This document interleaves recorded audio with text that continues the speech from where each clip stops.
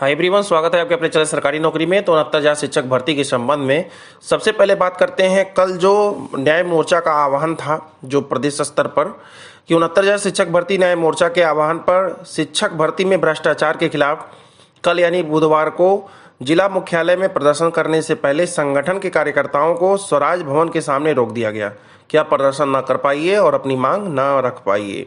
बाद में प्रशासन ने वहीं विज्ञापन भी ले लिया, आगे नहीं बढ़ने दिया। न्याय मोर्चा के जो संयोजक हैं सुनील मौर्य ने बताया कि शिक्षक भर्ती में जितने जुड़े छात्र हैं परीक्षा में हुए व्यापक भ्रष्टाचार की सीबीआई जांच की मांग के लिए भर्ती परीक्षा को रद्द करके पुनः परीक्षा कराने की मांग कर रहे हैं। वहीं युवा मंच ने 69,000 शिक्षक भर्ती में फर्जीवाड़े को उत्तर प्रदेश का व्यापम घोटाला करार दिया है। आपको पता होगा, ना पता हो तो जान लीजिए। मध्य प्रदेश का व्यापम घोटाला भारत का सबसे बड़ा घोटाला है शिक्षा विभाग में।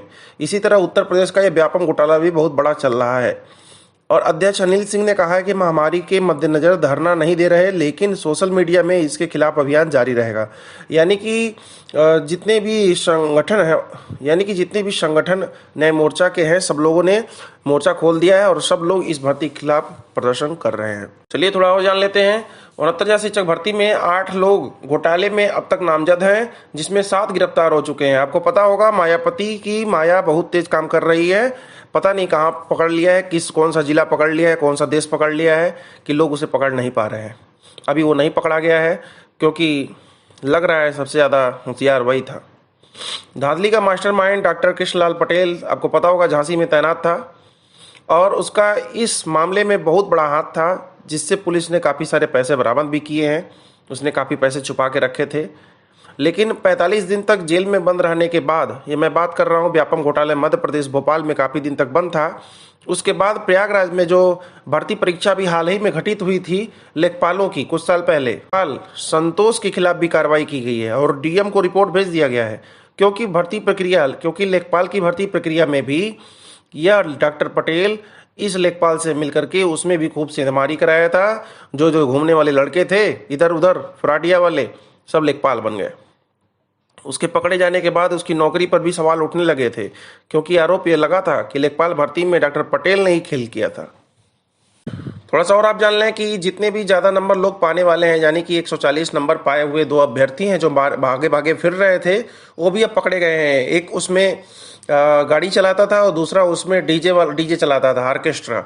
डीजे वाला बाबू मेरा गाना बजा दो, वही वाला जो लड़का था वो पकड़ा गया है, क्योंकि वो दिन रात ऑर्केस्ट्रा चलाता था, गाना बजवाता था। और भर्ती तो जब डीजे वाला बाबू 140 नंबर लाया तो उसका ड्राइवर क्यों चूके, तो अभी 140 नंबर के करीब ही लाया था। फिलहाल वो लोग इस समय पुलिस की गिरफ्त में हैं। और जितने लोग भी ज़्यादा नंबर लाए हैं इस भर्ती प्रक्रिया में, सबका जांच होगा।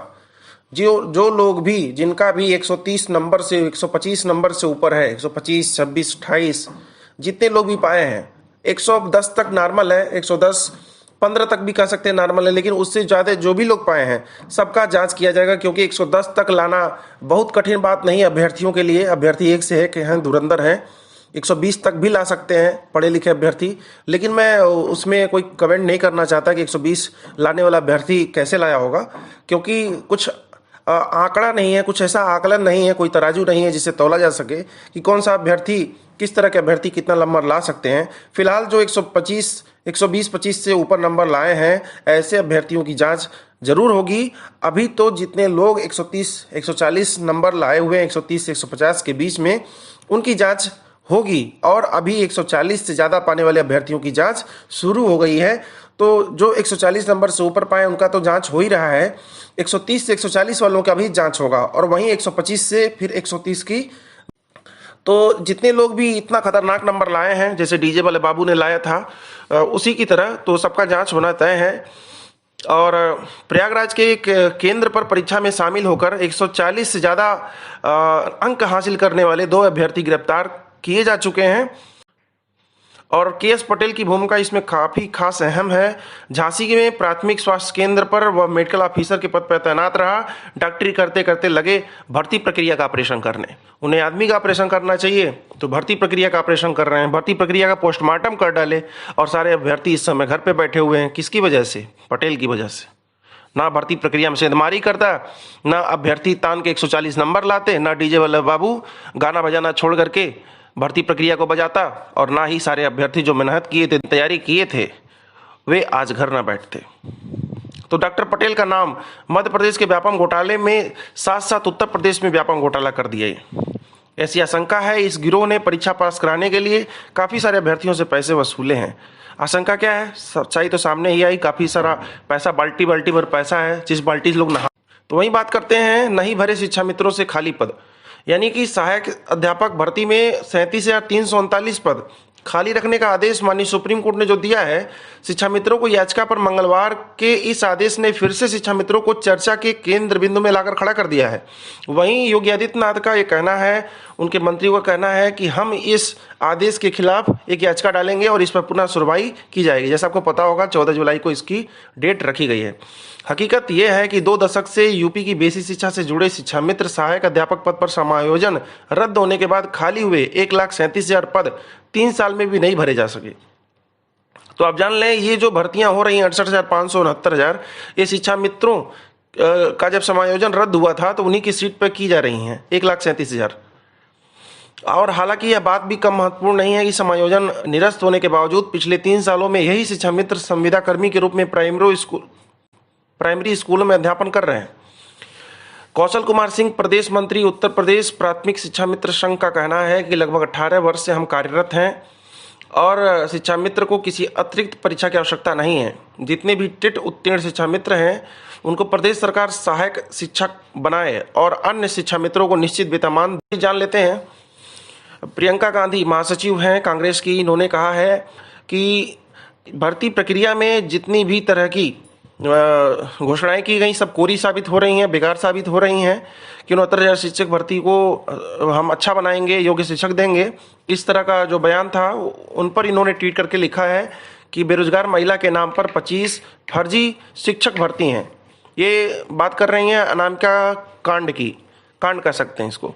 वहीं कांग्रेस विधानमंडल दल की नेता आराधना मिश्रा ने भी न्यायाधीश की निगरानी में जांच की मांग की है। कहा है कि इस भर्ती, दूसरा न्यूज है, सामान्य में समायोजन के शासनादेश पर जवाब तलब हुआ है।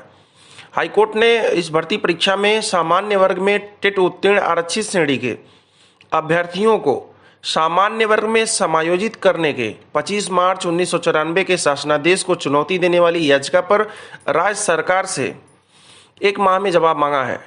यह आदेश न्यायमूर्ति पंकज मित्तल और अन्य की पीठ के द्वारा 35 अन्य की याचिका और अजीत कुमार की याचिका पर किया गया है। याचिका में इस भर्ती परीक्षा में एनसीटी और राज्य सरकार द्वारा टिट पात्रता के लिए 5% की छूट और एआरटीई परीक्षा जैसे कि जो परीक्षा हुई है में पुनः 5% की छूट और उत्तर प्रदेश आरक्षण नियमावली के तहत आरक्षित वर्ग को आयु की छूट देने की संवैधानिकता को चुनौती दी गई है।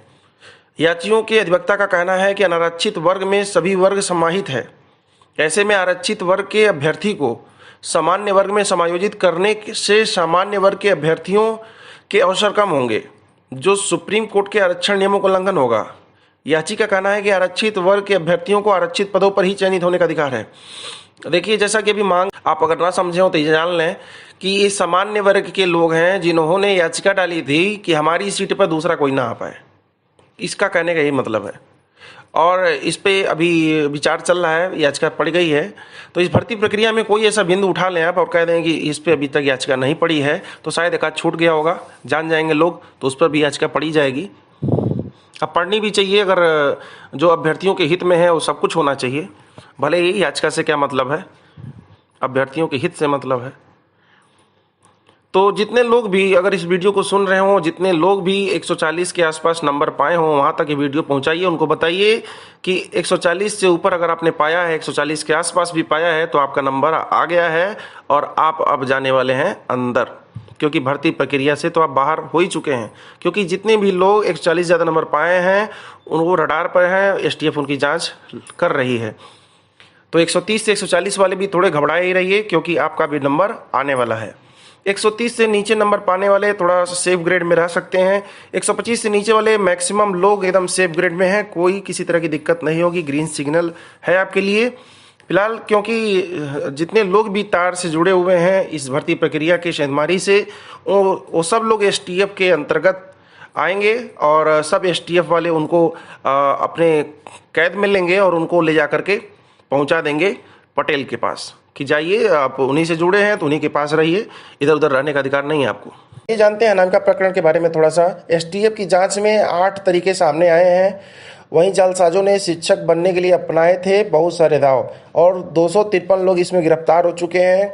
बात करें अनामिका की, अनामिका आपको पता होगा बिना जो नाम का होता है उसे ही अनामिका कहते हैं। तो ये बिना नाम की हो गई है क्योंकि असली अनामिका नकली अनामिका खुद ही कंफर्म नहीं हो पा रही है। जैसा कि कल के वीडियो में पता चला था असली अनामिका कौन है, तो अभी असली अनामिका सुहागन है और नकली है विधवा, ऐसा हेडिंग है न्यूज़पेपर का। तो अभी इनकी जांच जारी है, इसमें काफ़ी सारे लोग पकड़े जाएंगे। शायद अभी आप जान सकते हैं कि 253 लोग पकड़े गए हैं, जिसमें ये लोग जेल पहुंचा दिए गए हैं, जेल भर गया होगा। और काफ़ी सारे लोग जो शिक्षा विभाग के सेंधमारी से जुड़े हुए हैं सब लोग एक जगह पहुंच जाएंगे जहां पर इनको पहुंचना चाहिए। वहीं बात करें अगर इलाहाबाद प्रयागराज की, तो उसमें 3 आईपीएस अधिकारी ऐसे हैं जिन्होंने इस भर्ती प्रक्रिया में सबसे ज़्यादा तेज़ी दिखाई है और काफ़ी लोगों को पकड़ा है। उन्होंने ही केएल पटेल वगैरह को और जितने भी डीजे वाले बाबू गाना बजा दो उसको पकड़ा है और उसके ड्राइवर को पकड़ा है। काफ़ी सारे लोगों को उन्होंने पकड़ा है और काफ़ी समय वो लोग चर्चा में हैं और रहेंगे भी। वहीं बात कर लें कि कल का जो फैसला का सुनवाई होने वाला था, जो फैसला सुनाना चाहिए था कल, वो लाइव नहीं सुनाया गया क्योंकि कुछ उसमें प्रॉब्लम आ गया था जिसकी वजह से उसे साइट पर अपडेट करना था, वो काफ़ी शाम तक नहीं हो पाया। मे भी हो सकता है आज, और मे भी आज हो सकता है कि उसको सुनाया जाए फैसले को कि क्या कुछ कॉमन अंक अभ्यर्थियों को मिलते हैं और कितने अभ्यर्थी इस भर्ती प्रक्रिया में शामिल होंगे। वहीं एक चीज़ और जान लें, एक याचिका और डाल दी गई है। आप रोज़ सुन रहे होंगे नई नई याचिकाएँ पढ़ रही हैं। जितने अभ्यर्थी हैं जिनके अहित से संबंधित जितनी भी चीज़ें हैं सबको हित में करने के लिए अभ्यर्थी याचिकाओं पे याचिका डाल रहे हैं। हर एक बिंदु और नोटिफिकेशन को पढ़ रहे हैं और जो भी उनके अनुरूप नहीं लिखा गया है उसको लेकर के वो कोर्ट की शरण में है, क्योंकि मुंह से मांगने से तो मिलेगा नहीं। अभ्यर्थियों ने एक याचिका डाली है जो जिला आवंटन सूची जारी हुई है उसको तहस नहस करने की, अर्थात उस जिला आवंटन सूची को फिर से निकालने का मांग किया गया है। क्योंकि उस जिला आवंटन सूची में आपको पता होगा, जैसा अभ्यर्थियों का मांग शुरू से था जो पूरा नहीं किया गया, कि इसमें कैटेगरी वाइज कट ऑफ दीजिए कि आप कितने कैटेगरी का कितना कट ऑफ देते हैं। जैसे कि हर एक भर्ती प्रक्रिया एसएससी वगैरह जितने भी आप एग्ज़ाम देते होंगे, चाहे बैंकिंग एग्ज़ाम देते होंगे या पीसीएस का, तो सबका एक कट ऑफ होता है कि इतने कट ऑफ जनरल के लिए है, इतना ओबीसी के लिए है, इतने एससी एसटी, इतने दिव्यांगों के लिए, इतने जो फ्रीडम फाइटर हैं उनके लिए है। सबका एक कट ऑफ निर्धारित होता है। लेकिन इस भर्ती प्रक्रिया में जो जिला आवंटन सूची जारी हुई है इसमें किसी का कोई भी डिटेल नहीं दिया हुआ है। और तो और जो अभ्यर्थी जिनका रजिस्ट्रेशन ही कैंसिल हो गया वो भी इस सूची में शामिल हो गए हैं। कल जो फैसला अपलोड होने वाला था वो देर रात तक नहीं हो पाया। हो सकता है आज ये फैसला अपलोड हो जाए, सबके समक्ष आ जाए। तो जैसे ही फैसला आता है मेरे चैनल के माध्यम से आप तक पहुंच जाएगा। तो आप मेरे चैनल को सब्सक्राइब करके बेल आइकन दबाएं, जिससे जो भी मैं वीडियो डालूं सबसे पहले आप तक नोटिफिकेशन पहुंच जाए। और मेरे वीडियो को खूब लाइक करें, शेयर करें। धन्यवाद।